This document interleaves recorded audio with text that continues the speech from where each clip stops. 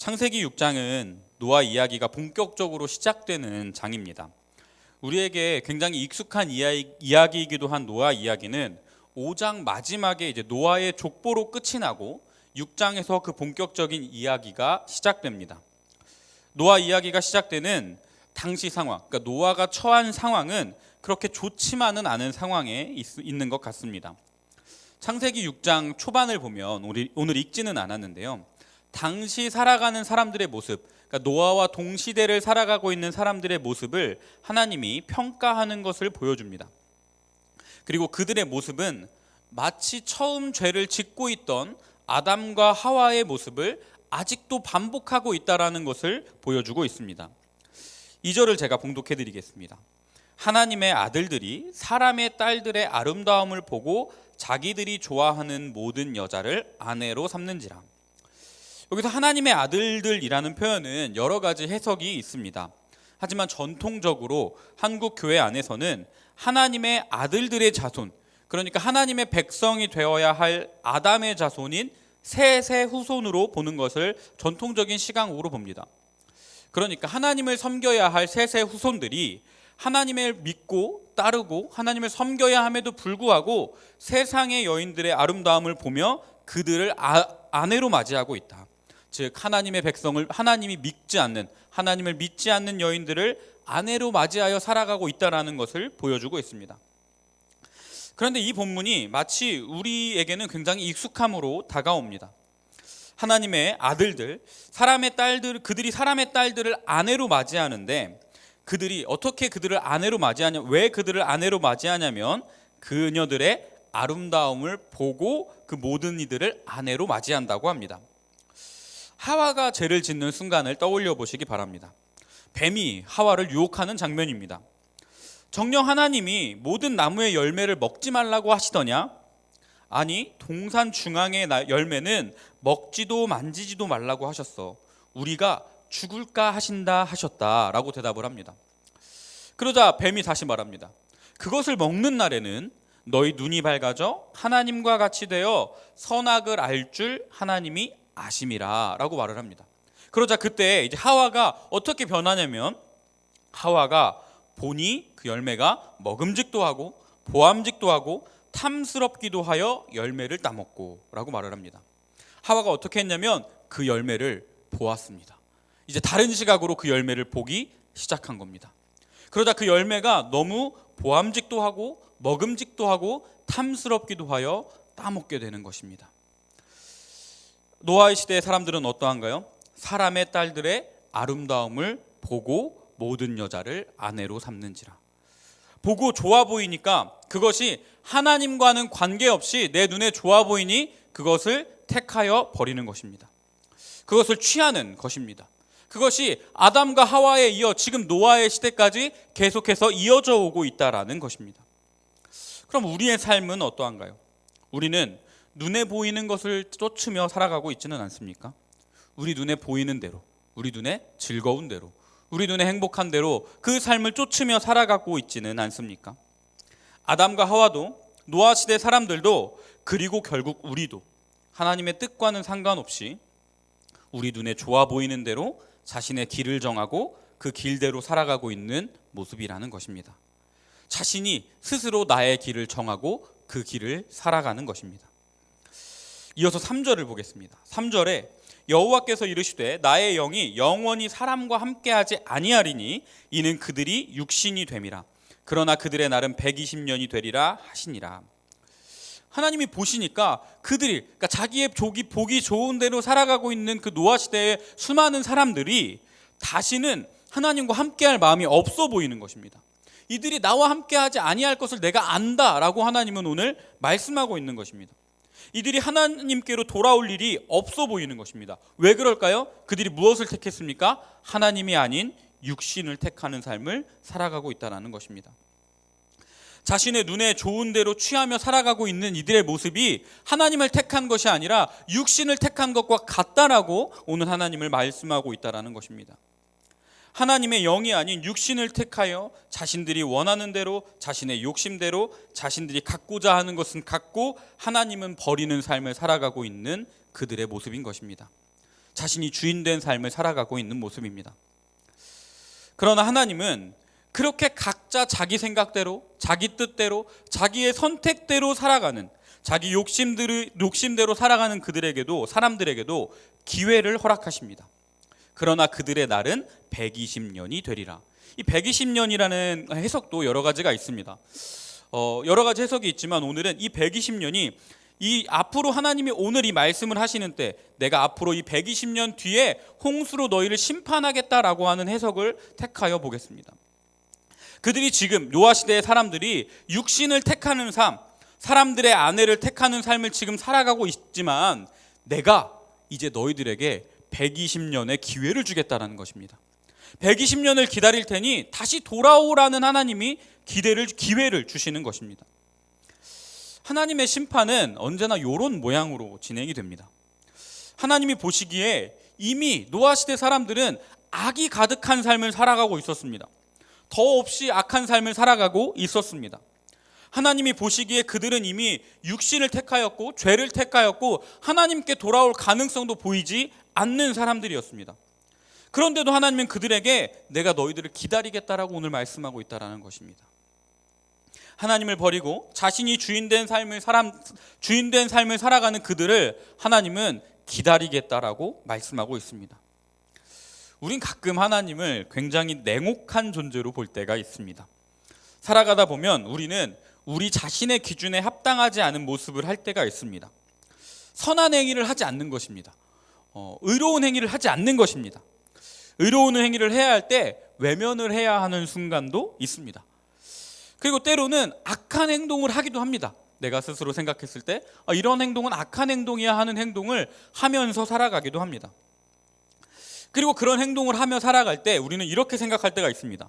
그런 행동을 하고 나서 갑자기 사고를 당한다든지 다친다든지 하는 일이 일어난다면 이렇게 생각합니다. 내가 그때 그 의로운 행동을 하지 않아서 사고 나는구나. 그때 내가 그 악한 행동을 해서 이렇게 사고를 당하는구나. 하나님이 내게 벌을 주시는구나 라고 생각하는 경우들이 있습니다. 그런데 하나님의 심판은요 그렇게 임하지 않는다라는 것입니다. 하나님이 세상을 심판하실 때는, 하나님이 누군가를 심판하실 때는 분명히 그들에게 기회와 은혜를 허락하신다는 것입니다. 그리고 우리에게 충분히 그것을 뉘우칠 수 있는 상황을 보여주신다라는 것입니다. 마치 하나님을 우리는 우리가 잘못한 것을 기다렸다는 듯이 벌을 주는 분으로 생각하지만 하나님은 그러지 않는다라는 것입니다. 오히려 우리가 죄를 짓거나 죄의 유혹에 빠질 때에도 하나님은 우리의 모습을 안타까이 보시며 우리에게 기회를 주시고 시간을 주셔서 그 모습을 돌이키길 기다리고 계신다라는 것입니다. 노아 시대의 사람들에게도 마찬가지입니다. 하나님은 그들에게 120년이라는 시간을 주셨습니다. 육신을 택한 자들이었고요. 항상 악하기만 한 자들이었습니다. 그런데 그들에게 하나님은 기회를 주십니다. 안타깝게도 노아 시대 사람들은 그 기회를 잡지 못합니다. 120년이 흘러도 세상은 달라지지 않았고 여전히 하나님을 택하지 않은 채 사람들의 아름다움을 바라보며 그들을 아내로 맞이하는 삶을 살아갑니다. 하나님을 다시 보셔도 세상은 달라지지 않았습니다. 그리고 이어지는 본문이 오늘 본문으로 읽은 11절 본문입니다. 그때 온 땅이 하나님 앞에 부패하여 포악함이 땅에 가득한지라. 오히려 그들이 스스로 부패하여졌고 그들의 포악함은 그 땅 가운데 가득하여졌다라고 하나님은 말해주고 있습니다. 하나님이 기회를 주셔서 시간이 흘렀음에도 불구하고 사람들은 달라지지 않았고 오히려 그들은 부패하였고 그들의 포악함이 세상 가운데 가득해졌습니다. 그 악함이 가득한 세상을 성경은 특별히 부패라는 단어로 표현합니다. 그들이 악해졌다라고 표현하는 것이 아니라 그들이 부패하여졌다라고 좀 특이한 표현을 사용합니다. 흔히 부패는 썩는 것을 의미합니다. 썩는다는 행위를 과학적으로 표현한다면 미생물에 의하여 무언가가 분해되는 것을 말합니다. 작디 작은 미생물이 모든 것을 분해하여 우리 눈에 보이지 않게 없애는 것, 그것을 우리는 썩는다라는 말로 표현한다라는 것입니다. 부패한다라고 표현하는 것입니다. 그런데 이 성경에서의 부패, 특별히 노아 이야기를 하고 있는 곳의 부패는 조금 다른 의미를 가지고 있습니다. 이 부패는 히브리어로 샤하트라고 합니다. 샤하트라고 하는데요. 이것은 지금 우리말 성경과 마찬가지로 부패하는 것, 그러니까 썩는 것을 의미하는 단어이기도 하지만 조금 더 많이 사용하는 용례로는 물리적으로 파괴하는 것을 의미합니다. 즉 사람들이 자신들이 살아가는 세상을 파괴하고 있다라고 표현하는 것입니다. 사람들이 육신을 택한 것, 그리고 자신들의 눈에 보기 좋은 대로 자신의 눈에 아름다운 그것들을 취하는 것을 성경은 스스로를 파괴하고 있는 행동이다라고 표현한다는 것입니다. 이어지는 12절에서도 마찬가지입니다. 하나님이 보신즉 땅이 부패하였으니 이는 땅에서 모든 혈육 있는 자의 행위가 부패함이었더라. 그들 혈육 있는 자의 행위들, 그러니까 사람의 행위가 파괴하는 행위와 같다라는 것입니다. 자기 눈에 보기 좋은 대로 육신을 택하는 삶이 파괴라는 것입니다. 땅에 살아가는 사람들의 모든 행위가 파괴하는 것과 같다는 것입니다. 파괴 행위가 이어지면 어떻게 될까요? 세상이 혼돈해집니다. 지금 현재 세계에 굉장히 많은 곳에서 전쟁이 일어나고 있습니다. 그런데 사실 그 전쟁을 하는 행위 중에 가장 큰 게 파괴 행위죠. 그런 것을 보면 어떨까요? 뉴스로만 보아도 이미 그곳은 굉장히 혼돈스러워 보입니다. 혼돈한 세상 속에 파괴 행위가 이어지면 어떻게 될까요?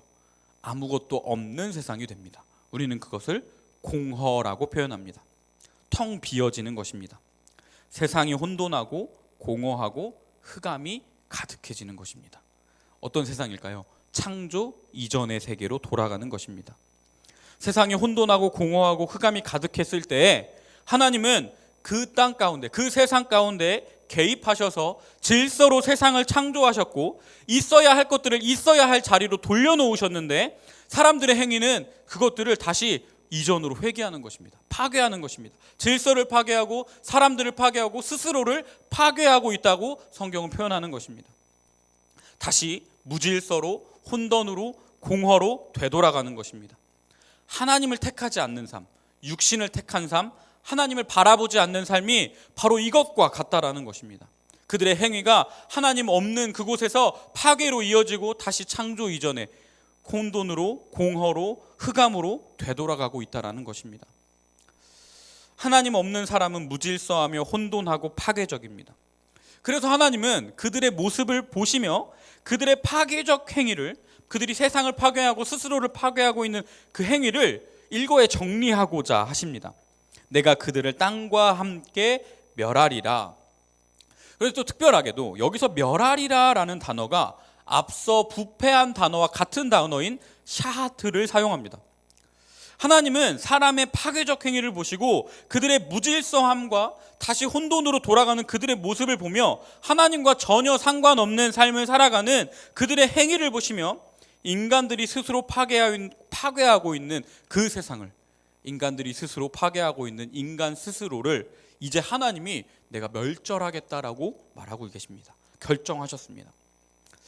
그런데 하나님은 여기서도 그 세상을 그냥 파괴하지 않으십니다.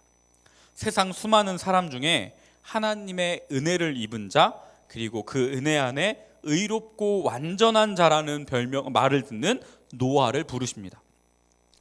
근데 여기서 우리가 생각하기에 그러면 노아는 정말 의롭고 완전해서 정말 하나님 보시기에 좋은 사람이어서 하나님이 택하셨나? 라는 의문이 들 수 있습니다. 그런데 그런 것은 아니라는 것을 성경은 스스로 증언합니다. 우리 읽지는 않았지만 6장 8절의 말씀을 보면 그러나 노아는 여호와께 은혜를 입었더라 라는 말씀 다음에 9절에 노아를 의롭고 완전한 자라고 표현합니다. 그러니까 노아는 여호와의 은혜를 입은 자였습니다. 그리고 여호와의 은혜를 입었다라는 것은 그 하나님의 부르심에, 하나님의 뜻 가운데 하나님이 내가 너희들에게 120년이라는 기간을 주겠다라고 말하는 그때에 하나님의 말씀에 응답한 사람을 의미합니다. 그러니까 하나님이 보시는 세상 가운데 노아만 정말 의롭고 완전한 자였고 그만 그 심판에서 벗어날 수 있는 존재였기 때문에 그를 택하신 것이 아니라 하나님의 은혜 가운데 하나님은 세상 가운데 120년이라는 시간을 주셨고 그리고 노아만 그것 가운데 응답할 수 있는, 노아만 하나님의 그 은혜를 받는 것에 응답한 사람이었다라는 것입니다. 내가 세상을 보니 이미 세상은 악할 뿐이다. 그래서 내가 120년의 시간을 주어 너희들을 심판할 것이다 라고 말씀하신 하나님께서 그에 응답한 노아를 택하셔서 그 하나님과 동행하며 하나님 앞에서 의로워지며 하나님 앞에서 완전해지기를 노력한 사람이 노아였기에 하나님은 노아를 택하셨다라는 것입니다. 그의 의로움은, 그의 완전함은 정결해서 그가 의로워서 이루어진 것이 아니라 그가 하나님의 은혜에 응답하여 하나님과 동행했기에 가능한 것이었습니다. 사랑하는 포이에마 성도 여러분, 우리의 의는 어디에서 나올까요? 우리의 행위에서도, 우리의 가진 재물에서도, 물질에서도, 지식에서도 나오지 않습니다. 오히려 교회는, 오히려 성경은 우리가 가진 것들을 경계하는 말들을 많이 합니다. 부자가 바늘에 들어가는 것이 천국에 들어가는 것보다 어렵다라고 성경은 의미합니다. 우리가 의로울 수 있는 유일한 근거는 바로 하나님의 은혜이며 하나님의 자비하심입니다. 그것이 없으면 우리는 의로워질 수 없고 그것이 없으면 우리는 완전해질 수 없습니다. 하나님과 동행하지 않는다면 우리 또한 육신을 택하고 자기 눈에 보기 좋은 대로 행하는 노아 시대 사람들과 다르지 않다라는 것입니다. 그 자비하심이 없다면, 그 은혜가 없다면 인간에게 의는, 완전함은 찾아볼 수 없고 노아 시대 사람들처럼 샤하트만 가득하여 생명을 잃고 파괴하며 부패한다라는 것입니다. 그리고 하나님은 그 응답한 노아에게 방주를 만들라고 명령하십니다. 방주라는 단어는 테바라는 히브리어 단어를 사용합니다. 그런데 이 테바라는 단어가 특이한 것이 이 히브리어 단어 중에도 배를 의미하는 단어가 분명히 있음에도 불구하고 하나님은 노아에게 테바를 만들라고 말씀하십니다. 테바는 일반적인 배를 의미하는 단어가 아니었습니다. 오히려 그냥 네모난 상자나 박스를 의미하는 단어에 가깝다고 합니다. 이 단어는 성경에 딱 두 곳에서만 사용됩니다. 하나는 노아가 만든 방주를 의미할 때 이 테바라는 단어를 사용하고요. 또 하나는 모세가 나일강에 버려졌을 때 누워있던 갈대 상자를 말할 때 이 단어를 사용한다고 합니다. 잘 알고 계시듯 노아는 그 히브리 민족을 다 죽여야만 하는 상황 가운데서 모세는 히브리 민족을 다 죽여야만 하는 상황 가운데서 태어났습니다. 그 가족들은 도저히 모세를 죽일 수 없어서 나일강가에 갈대 상자에 띄워 보내고 모세는 그리고 왕자가 되는 역사입니다. 그럼 한번 떠내려가는 갈대 상자를 한번 상상해 보시기 바랍니다. 갈대 상자가 떠내려갑니다. 어떻게 떠내려갈까요? 아마 물살에 따라 이리저리 흔들리며 떠내려갈 것입니다. 타고 있던 그 갈대 상자에 누워있던 모세가 가고자 하는 곳으로 갈 수 있을까요? 아니요. 아마 모세는 그런 것조차 생각할 수 없는 상황이었겠지만 모세가 가고자 하는 것이 아니라 물살이 가는 대로 갔을 것입니다. 그 어떤 동력 장치도 없이 물살이 가는 곳으로만 흘러갈 뿐입니다. 그리고 오늘 하나님이 노아에게 만들라 명하신 방주가 이 테바라는 단어를 사용합니다. 창과 문은 있습니다. 그런데 뭐가 없냐면요, 배에 꼭 있어야 할 노도 없고 방향키도 없습니다. 그저 엄청나게 큰 나무 상자와 같습니다. 방주가 물 위에 떠 있는 모습은 모세가 누워있던 갈대 상자와 동일합니다. 물살에 이리저리 흔들립니다. 큰 파도가 와도 피할 수 없고 혹시 물살에 따라 큰 바위를 만나도 부딪힐 것만 같은 상황이 와도 방주 스스로는 그것을 피할 수 없습니다. 그저 그것이 피해지기를, 물살에 의해 피해지기를 바랄 뿐입니다. 아니요, 사실 노아는 그 안에서 바깥도 볼 수 없는, 그 앞에는 창문이 없으니 바위로 가는지 큰 파도가 오는지조차 제대로 볼 수 없는 상황 가운데 있습니다. 그럼 하나님은 왜 노아를 이런 방주를 만들게 하시고 이 방주 가운데로 이끄셨을까요?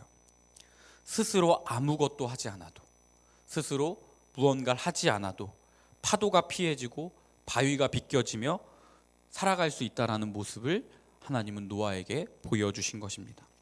작은 창 하나와 문 하나만 있는 이 방주 속에서 노아는 하나님이 인도하시지 않으면 파도에 바위에 부서져 사라질지도 모르는 그런 수많은 상황 가운데서도 안전히 지켜주시고 인도하시는 하나님의 은혜를 다시 한번 확증시켜 주시는 것입니다. 방주라는 상황은, 그 방주 속의 상황은 하나님을 절대로 의지할 수밖에 없는 상황입니다. 오직 하나님의 인도하심만이 그 방주가 살아날 수 있는 길이기 때문입니다. 그리고 우리가 살아날 수 있는 길도 이 방주와 마찬가지로 하나님밖에 없다라는 것입니다. 19절을 보면 혈육 있는 모든 생물을 너는 각기 암수 한 쌍씩 방주로 이끌어들여 너와 함께 생명을 보존하게 하되, 아무것도 할 수 없는 그곳만이 생명을 보존할 수 있는 유일한 길이었습니다. 그런데 하나님은 그곳이 생명을 보존하는 길이라고 말씀하여 주시며 그 아무것도 할 수 없는 자리로 노아를 이끄신다라는 것입니다.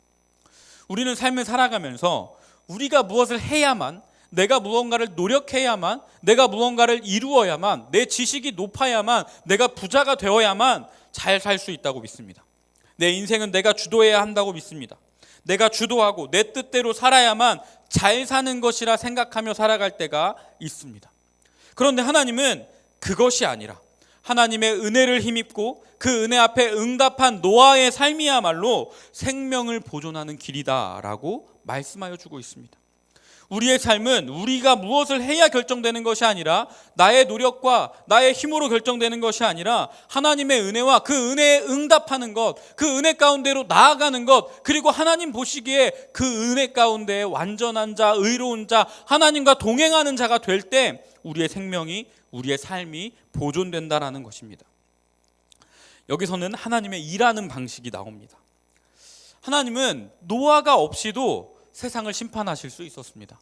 하나님은 노아가 없이도 이 세상 가운데 다시 생명을 보존케 하시고 이어가실 수 있었습니다.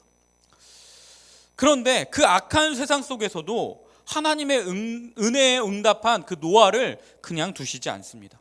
그 노아를 부르셔서 완전한 의인이 아니었음에도 불구하고, 그가 완전한 자가 아니었음에도 불구하고 하나님을 신뢰한 노아였기에 하나님은 그를 하나님의 동역자로 세워주십니다. 하나님이 일하시는 방식입니다. 혼자 모든 것을 하실 수 있음에도 불구하고 조금 더디고 조금 돌아가는 길일지라도 하나님을 신뢰하고 하나님을 믿고 의지하는 자를 세워주시는 것입니다. 노아가 하나님을 의지하고 하나님께 응답했다라는 것을 어떻게 알 수 있을까요? 여러분, 방주의 크기는 얼마나 되는지 알고 계시나요? 방주의 크기가 성경에서 말하기를 300규빗, 50규빗, 30규빗이라는 단어를 사용합니다.